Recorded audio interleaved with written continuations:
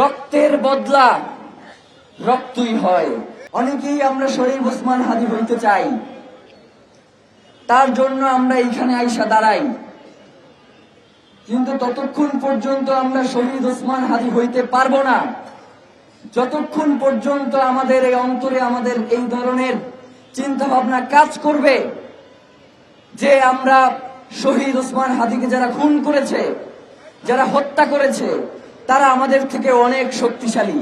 এইটা যতক্ষণ পর্যন্ত আমাদের অন্তরে বসবাস করবে ততক্ষণ পর্যন্ত আমরা শরীফ ওসমান হাদী হইতে পারবো না। কারণ শরীফ ওসমান হাদী বলে গিয়েছেন যে আমার উপরে মৃত্যুর হুমকি রয়েছে, আমি যদি মরেও যাই আমার সন্তানরা এর জন্য লড়াই করবে, সন্তানরা যদি মরেও যায় তাদের সন্তানরা এর জন্য লড়াই করবে।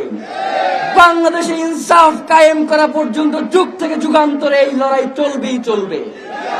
সুতরাং প্রিয় ভাইরা, আমাদেরকে এই লড়াই চালিয়ে যাওয়ার জন্য আমাদেরকে সেই প্রস্তুতি নিয়ে রাখতে হবে।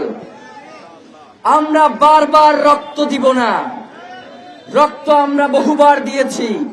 47-এ দিয়েছি, 71-এ দিয়েছি, 24-এ দিয়েছি, পিলখানায় দিয়েছি, সাপ্লাই দিয়েছি।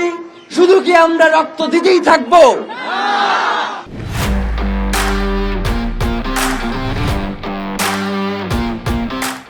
প্রিয় ভাইরা, এই বাংলার জমিনে ইনসাফ কায়েমের জন্য যদি রক্ত দেয়া লাগে আমরা রক্ত দিব, আবার সেই ইনসাফ কায়েমের জন্য যদি রক্ত নিতে হয় আমরা সেই রক্ত নিব।